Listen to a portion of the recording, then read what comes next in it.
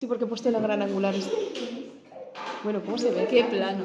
Hola. Si avanzamos un poquito, me doy por buscando los dientes, o sea que... Sí, pues los visigodos. Los visigodos se quedan bastante mal. Los visigodos.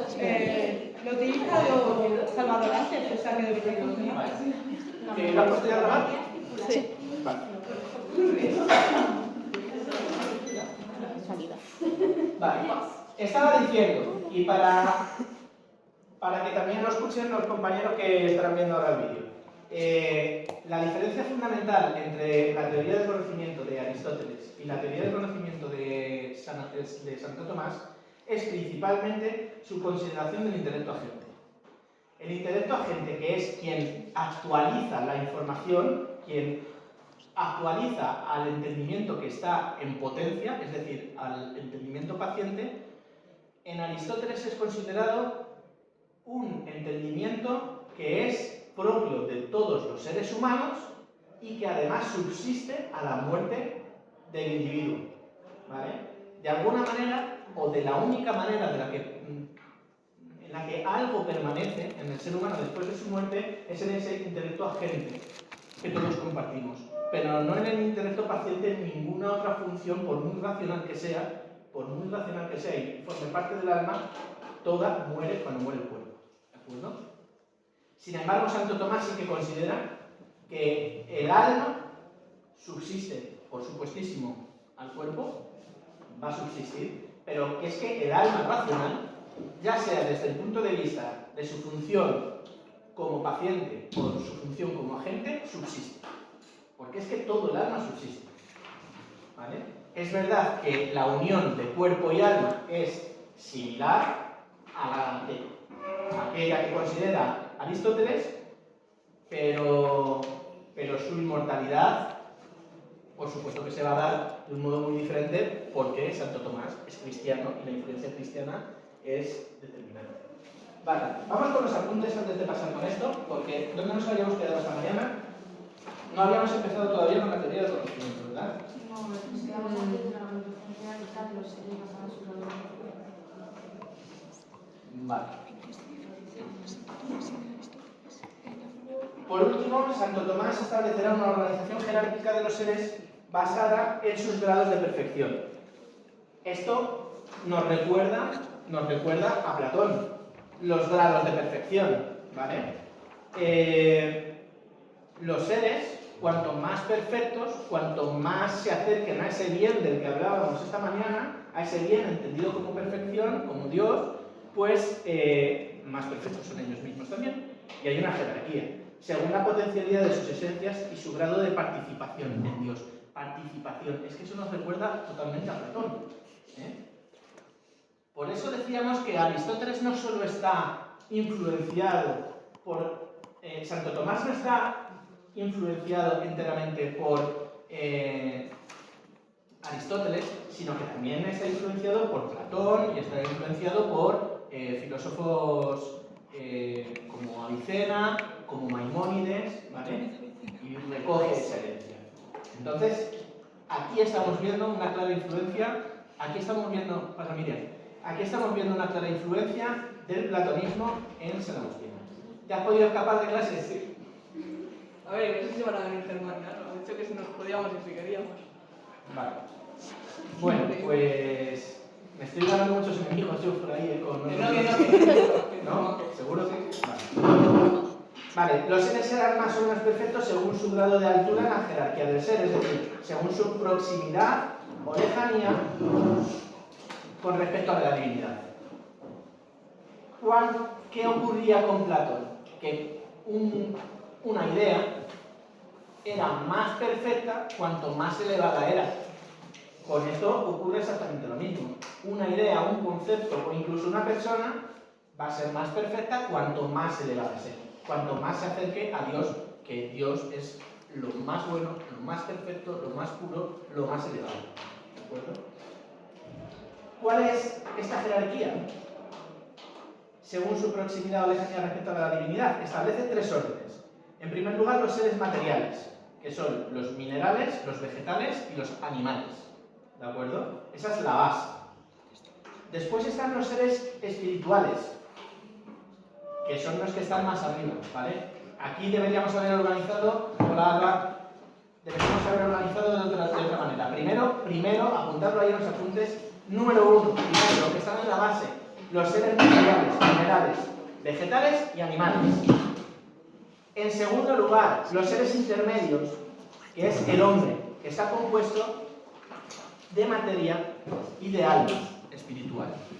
Tiene ambas dos, no tiene solo la materia, sino que también tiene un alma. ¿De acuerdo? ¿Y cuáles son los seres más perfectos, más puros y más elevados? Pues por supuesto Dios y también los ángeles. Porque además los ángeles carecen de existencia física. ¿De acuerdo? Porque su existencia es enteramente espiritual. Al final, aunque Aristóteles esté defendiendo que el cuerpo o que la materialidad también tiene un valor, a pesar de que Platón ha sido un autor que criticó muchísimo la vida corporal, la vida de los sentidos, aquí Aristóteles está dejando, o sea, aquí Santo Tomás está dejando también influir por el platonismo en el sentido de que el cuerpo, en cierto modo, resta perfección. Porque los ángeles no lo tienen. Los ángeles no tienen cuerpo y por eso son más perfectos y más elevados. En el cristianismo siempre nos vamos a encontrar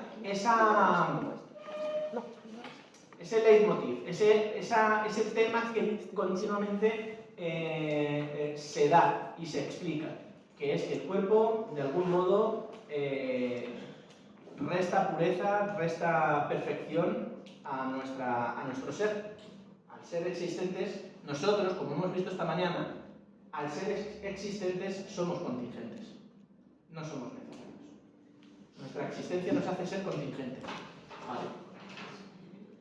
El orden jerárquico de los seres estaría establecido así: Dios, los ángeles, el hombre, los animales, los vegetales y los minerales. La jerarquía está establecida desde el máximo inmaterial, que es Dios, hasta el máximo material, que son los minerales, que es materialidad pura. ¿De acuerdo? Es decir, aquí en la cuarta vía de la demostración de la existencia de Dios vimos la influencia platónica o neoplatónica. Y aquí, en los grados de perfección del ser, también estamos viendo su influencia. Aunque en todo lo demás parece que está Aristóteles pululando por ahí, en su pensamiento, también hay otras influencias. ¿De acuerdo? Pero no, a ver, es porque llega tarde, pero no me estoy enterando porque me ha dicho, ella no sé si habrá entendido bien, que es una jerarquía y que en la cúspide están los seres materiales, que son los minerales, vegetales y animales. No. Al revés. Al revés. Al contrario, pero... La base son los seres materiales. Sí, por eso, pero no entendí. Exactamente. Como seres intermedios estaríamos nosotros, compuestos de alma y de cuerpo, y en la cúspide nos encontramos a Dios y a los ángeles. ¿De acuerdo? Vamos con el conocimiento, que ya sabemos que tenemos que elegir. Chicos, en el examen de BAU podíamos elegir. Si nos toca la pregunta sobre la realidad o el conocimiento, dice y o el conocimiento. Haced lo que queráis, pero yo desde luego intentaría incluir ambas dos. Así es como yo os lo estoy intentando hacer ver. Que metamos las dos, para que intentemos optar a la máxima nota. Que a lo mejor explicáis solo la realidad o solo el conocimiento de uno de los dos y lo explicáis tan bien que os ponen la máxima nota. Pero es que yo creo que vamos más sobre seguros si explicamos ambos dos problemas. ¿De acuerdo? Vamos con el conocimiento. En relación con el problema de la... Bueno, que lea quien sea.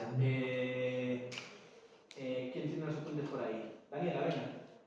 Tú misma. Lee en alto para que te escuchen los que nos estén viendo. En relación con el problema de la explicación de la realidad, se suscita el problema del conocimiento de las sustancias. El ser humano se encuentra en un universo de naturalezas, de sustancias, de cada una de las cuales está también compuesta de materia y forma. La materia es el elemento que individualiza, la forma es el principio de universalidad. A ver, Aristóteles, materia, forma. Considera también, y esto está ligado también con el problema de la realidad, como habíamos visto, la teoría ilemórfica. Materia, morfé, forma. considera, según Aristóteles, también los cuerpos, las sustancias, como un compuesto de materia y de forma. ¿De acuerdo? ¿Qué es lo que vamos a conocer?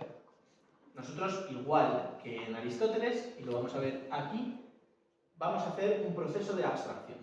El proceso es un proceso de abstracción, en el que van a intervenir también el intelecto agente y el intelecto paciente. Sí. ¿Qué? Entonces Dios y los ángeles no es una sustancia, ¿no? Como tal, no. O no como lo somos nosotros. Las sustancias del mundo material, pues tienen materia, por supuesto, y tienen forma. Pero Dios como sustancia, es que no tiene una forma definida, pero sí que tiene una esencia. Y también tiene una existencia. Con lo cual, en sentido estricto sí que podríamos decir que es una sustancia. Al menos Dios. ¿Vale?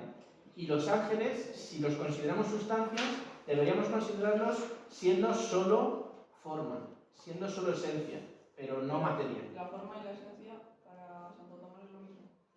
Sí. Pero claro, entonces, si en los seres materiales, bueno, en las sustancias, necesariamente tiene que estar la materia con la forma, y si es materia... Necesariamente no. Lo vimos esta mañana. Ya, pero, o sea, para Aristóteles sí, es una unión... La que está en acto sí.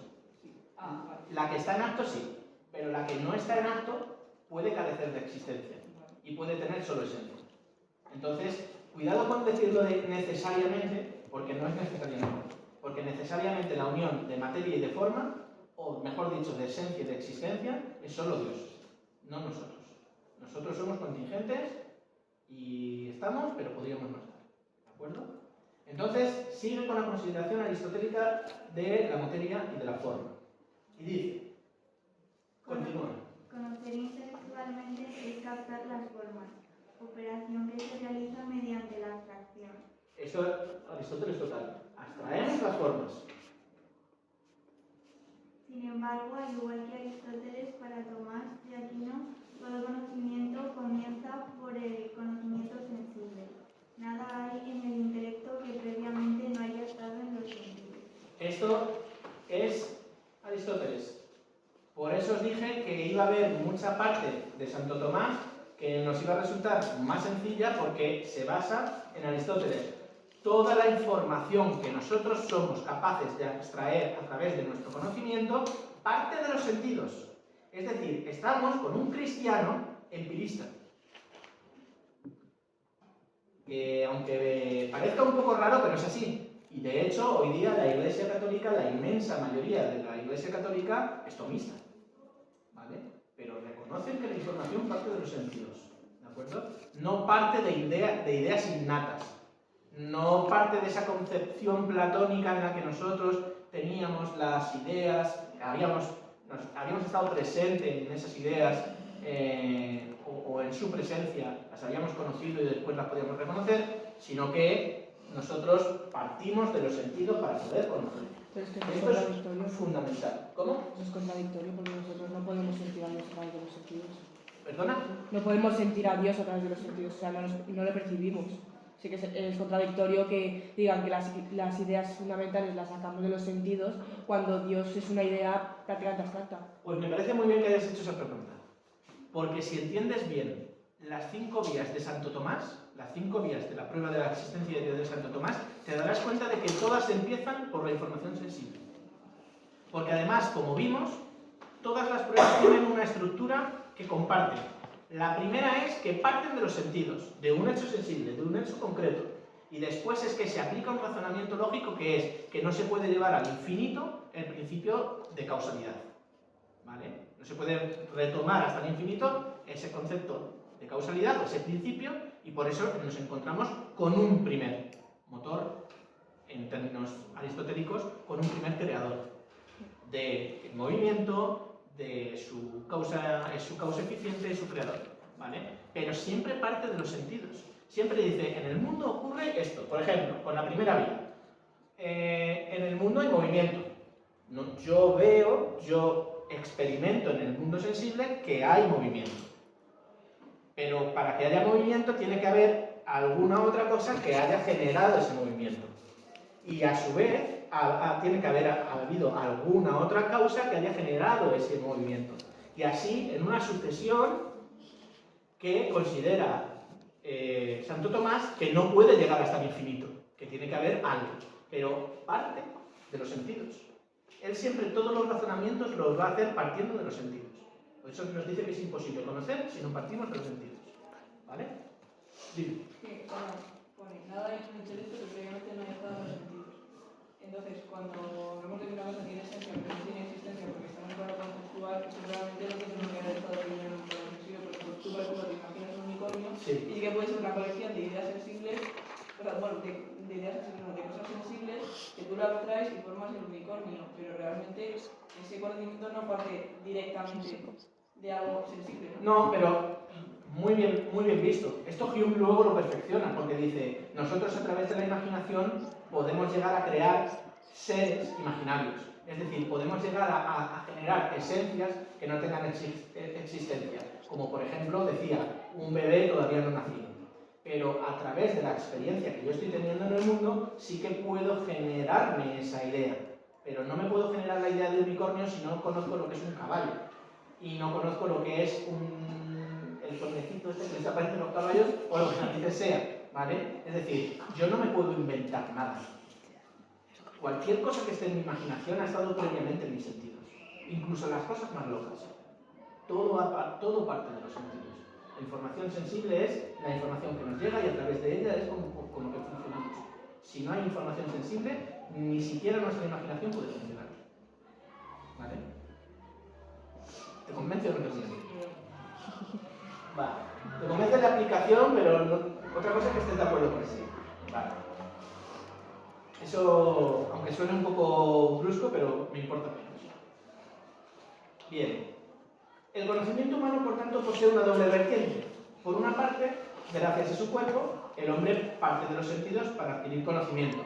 Pero por otra, gracias a su intelecto, el hombre puede abstraer las cosas sensibles, sus formas o esencias inteligibles y remontarse así al mundo espiritual. Parte de los sentidos para adquirir conocimiento. Lo necesitamos. Pero el intelecto abstrae las formas que tienen las sustancias del mundo, todas las cosas del mundo, y nosotros así somos estamos capacitados para conocer, ¿vale? La información nos viene, pero esa información hay que manejarla. Esa información hay que llegar a hacer que sea una información consolidada. Una información que nos permita que cuando nos volvamos a enfrentar a otro objeto similar podamos reconocer su universal. Podamos reconocer que al haber entendido que las características de una mesa son tales o cuales, hemos abstraído esa información, cada vez que nos encontremos con una mesa, podamos reconocerla. Este es el mismo proceso que con Aristóteles, pero con alguna particularidad que vamos a ver. El proceso de conocimiento es el siguiente.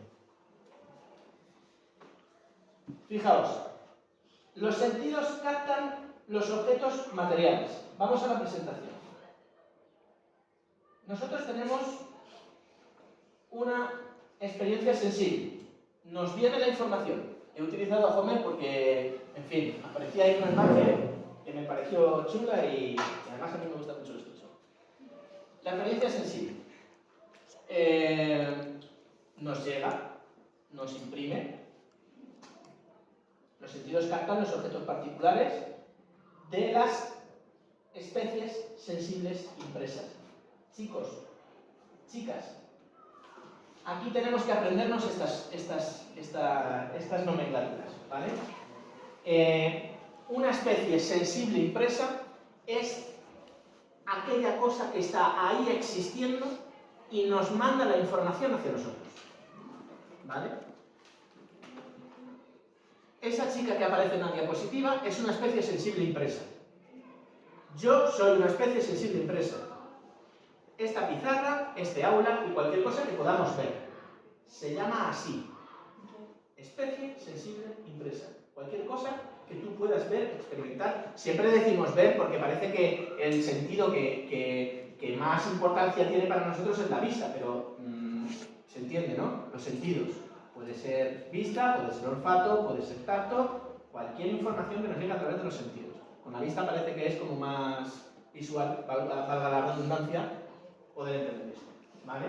Entonces, esa especie sensible impresa que son cada uno de las sustancias, cada una de los objetos, cada una de las cosas que experimentamos en el mundo, se convierte en una experiencia sensible, porque nosotros la estamos experimentando y es sensible, ¿vale? Porque son los sentidos los que nos permiten recibir, ¿de acuerdo? Bien. Dice que se registran en la imaginación o fantasía, dando origen a las imágenes.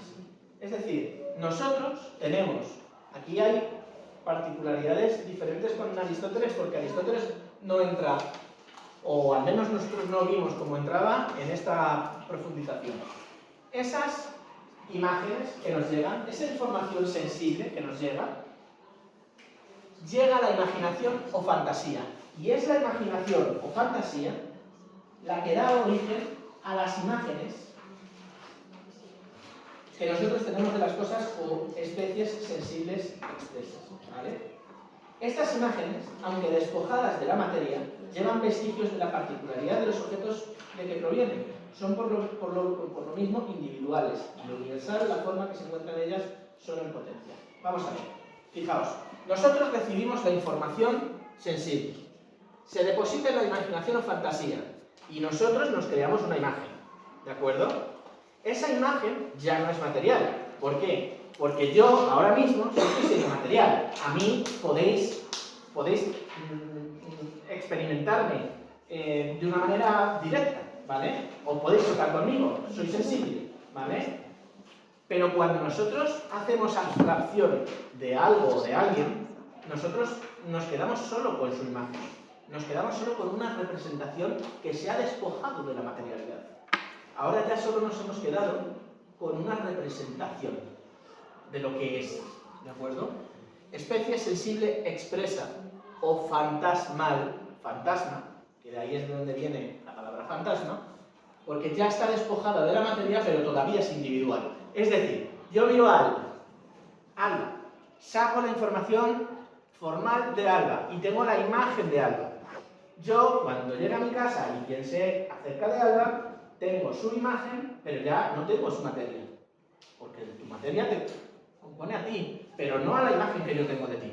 ¿De acuerdo? Es decir, sería como una especie de fantasma, efectivamente, el hecho de que lo tengamos, pero solo de una manera formal, de una manera esencial. ¿De acuerdo? Y todavía es individual, porque eres tú. Porque es una imagen tuya, es individual, tuya. ¿De acuerdo? El universal todavía está en potencia, porque esta imagen hace referencia a un ser concreto, hace referencia a algo, porque estoy acordándome de la imagen de algo, ¿de acuerdo? Pero todavía hay que hacer un ejercicio de abstracción mayor, ¿vale? Hemos despojado la materia y continuamos. Aquí interviene el entendimiento agente o activo. Diferencia, que es lo que os decía al principio de la clase, diferencia con respecto a Aristóteles. En este caso, el entendimiento agente o activo es individual y pertenece a cada persona. No es un entendimiento que comparta toda la humanidad y que subsista solo esa parte de nuestra alma racional. ¿Vale? Porque Aristóteles consideraba que el alma fallecía con el cuerpo y que solo podría permanecer si acaso ese intelecto agente, que es el que actualiza el conocimiento. Aquí nos dice Aristóteles, nos dice Santo Tomás, que el alma subsiste. Y es que de hecho el entendimiento agente forma parte del propio alma individual, de cada uno de nosotros. Por eso todo subsiste, el alma entero subsiste, ¿vale? Aunque tenga diferentes funciones, pero el alma como tal subsiste. El entendimiento agente o activo despoja a esas imágenes de las particularidades que contenían y extrae las formas que poseen potencia, procedimiento que recibe el nombre de abstracción y que produce especies inteligibles expresas. Vamos a ver. El entendimiento agente o activo hace exactamente lo mismo que hacía el entendimiento agente o activo de Aristóteles, es decir, ilumina. Es el mismo caso que os ponía con Aristóteles. Estamos en una habitación y hay información ahí en potencia, pero que no la podemos conocer porque no hay una luz que nos lo permita. Cuando damos al interruptor y se enciende la luz, conocemos. El entendimiento agente hace exactamente lo mismo. Pero en este caso el entendimiento agente es particular, es nuestro. ¿Vale? Este entendimiento no es personal y pertenece a cada individuo, no como sostenía Aristóteles. ¿De acuerdo? ¿Qué es lo que ocurre cuando yo ya despojo la particularidad que estaba considerando cuando yo me había quedado con la imagen de Alba? Pues que entonces hago un ejercicio de abstracción mayor, despojo la particularidad y aparece la especie inteligible impresa, que es ya, digamos que va a ser un universal. Vamos a ver cómo lo dice el texto. Despoja a esas imágenes de las particularidades que contenían y extrae las formas que poseen en potencia, procedimiento que recibe el nombre de abstracción y que produce las especies inteligibles impresas. Después de realizar esta operación, el entendimiento agente pasa esas formas al entendimiento pasivo o paciente que las recibe, conociendo entonces las esencias necesarias de todos los individuos de la especie. Bien, estas especies inteligibles expresas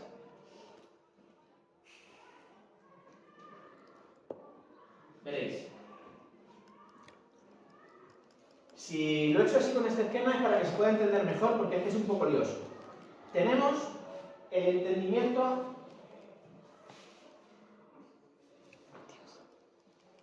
aquí esto lo he hecho mal, porque este entendimiento no es el agente o activo, sino que es el pasivo. Es el pasivo. Cuidado con esto, lo cambiaré luego cuando llegue a casa porque está mal. Es el pasivo.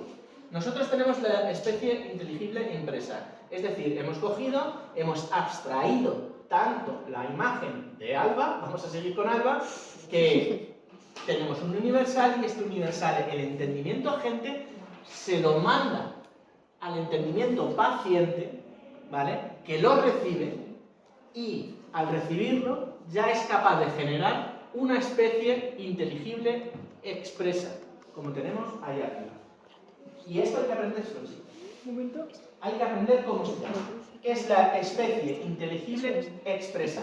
Es el resultado de haber cogido la especie inteligible impresa que nos había dado el entendimiento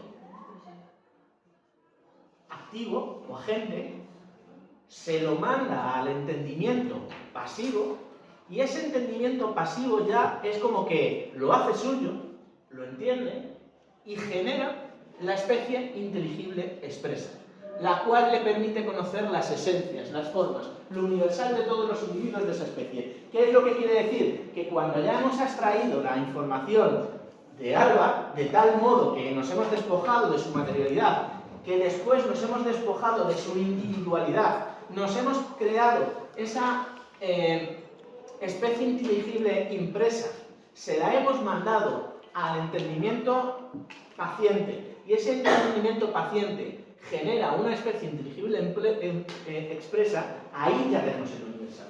¿Qué quiere decir esto? Que nosotros ya, cada vez que veamos a una persona, vamos a saber reconocerla.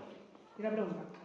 ¿Qué diferencia hay entre la especie inteligible impresa y la especie inteligible expresa, o es lo mismo? Fíjate, la especie inteligible impresa es el resultado de haber abstraído tanto la materialidad como la particularidad. Después, lo que ocurre es que el entendimiento activo manda esa cosa ya no particularizada pero sí que tiene la información esencial y formal de lo que tú eras, se la manda al entendimiento pasivo, que es el que, digamos, que va a fijar el conocimiento, ¿vale? Una cosa es abstraer y otra cosa es fijar ese conocimiento de algún modo para que nosotros, de nuevo, cuando volvamos a encontrarnos con una experiencia similar a la que he tenido contigo, es decir, encontrarme con otra persona, sea un hombre, sea una mujer, sea un niño, o sea una persona totalmente diferente a como lo eres tú físicamente, yo pueda reconocer que eres tú, ¿vale? Entonces, la diferencia que existe entre la especie inteligible impresa y la especie inteligible expresa es que esta todavía no ha pasado al entendimiento agente y no ha sido entendida por él. ¿Ese no es el paciente? ¿Cómo? Al paciente. Vale. O sea, que se podría decir que es cuando la especie inteligible impresa es la información que manda y luego ya la expresa es como cuando ya fijas completamente. Eso, Cuando ya ha quedado cuando ya lo tienes fijada. totalmente fijado. Y tú ya te has quedado con el universal. Cuando tú ya te has quedado con la esencia, con la forma, con el universal. Vamos, pero, Y pero la expresa sería como la universal. eso es. Y la impresa no, es que lo he puesto. La impresa es simplemente un momento en el que todavía la abstracción no ha llegado a dejar impresa, ¿vale? Todavía no ha llegado a quedarse impresa en el entendimiento pasivo. Cuando el entendimiento pasivo tiene esa imagen impresa dentro de sí, ya digamos que, yo siempre lo he entendido así, atendedme, ya puede expresarla, ya puede entenderla, por eso se llama expresa, porque ya una vez la tiene, ya la ha fijado, ya es como que la puede entender, ya puede hablar de ella, ya puede reconocerla, ya la tiene, ya la ha captado, ¿de acuerdo? Es un rollo lo de tener que aprenderse imagen, inteligible, expresa, impresa y demás, pero en cuanto se entiende, no tiene ningún problema, porque esto es un proceso que es circular, porque además, una vez ya tenemos ese universal, ¿vale? Y ya somos capaces de reconocer el universal de cada una de las personas, en este caso porque hemos partido de la información sensible de Alba, el intelecto vuelve su mirada al individuo al que ya puede aplicar el concepto universal de lo que le es propio. Yo ya puedo, la próxima vez que te vea a ti o que vea a cualquier otra persona, entender que es una persona. Porque hay una serie de características esenciales que yo he sido capaz de abstraer desde la información sensible de la que hemos partido. Hemos pasado todo ese proceso intelectual hasta que hemos sido capaces de quedarnos con el universal y después ya poder aplicarlo. Se tiene que entender esto como un proceso en el que cada vez que nosotros entendemos algo vamos pasando un pasito y otro pasito y otro pasito y otro pasito hasta que llegamos a hacerlo. No, esto se hace en un momento. Pero una cosa es que nosotros seamos capaces, no solo capaces, sino que es así como se hace, de hacerlo de una manera instantánea, momentánea, y que no nos demos cuenta de ello. Y otra cosa es que no haya un filósofo que caiga en la cuenta de que ese proceso es así y que tiene esos pasos, ¿vale? Aunque se dé en el momento. Nosotros no nos detenemos y nos quedamos mirando a alguien embobado haciendo el proceso de abstracción hasta que de repente ya lo tenemos y ya podemos entender lo que es la gente, ¿no? Nos ocurre de una manera inmediata, ¿de acuerdo? Y entonces, después ya volvemos a reconocer en la especie sensible impresa, que somos nosotros, ¿qué somos? ¿De acuerdo? Pues esto es lo que quería explicar. ¿Dudas? Yo tengo una duda, pero no sobre esto. El examen, tú nos vas a preguntar, o sea, sé que van a caer un texto y 3 preguntas, pero tú nos vas a preguntar, desarrollame el problema de la realidad y el conocimiento de Aristóteles, o nos vas a ir diciendo épocas. No, va a ser tipo como el lavabo. O sea, van a entrar los 4, ya os aviso, van a entrar los 4. ¿De quién vaya a ser el texto? Pero van entre los 4, uno a través de un texto y los otros 3 a través de uno de los problemas de cada uno de esos 3 autores. Vamos, que lo tenemos que explicar. A mí me pones, por ejemplo. Y os voy a dar, perdona, y os voy a dar el mismo límite que en la EBAU. Es decir, tenéis solo una cara para cada problema. Va a ser tipo EBAU. Sí, o sea, tú a mí me ponéis, explícame, pongámonos que el texto es de Platón, y me pones, explica el problema de la antropología en la Edad Antigua. Yo te tengo que explicar ahí a Aristóteles, sí o sí, ¿no? A ver, yo lo que voy a hacer es preguntaros por los autores, porque las edades son solo 2. En vez de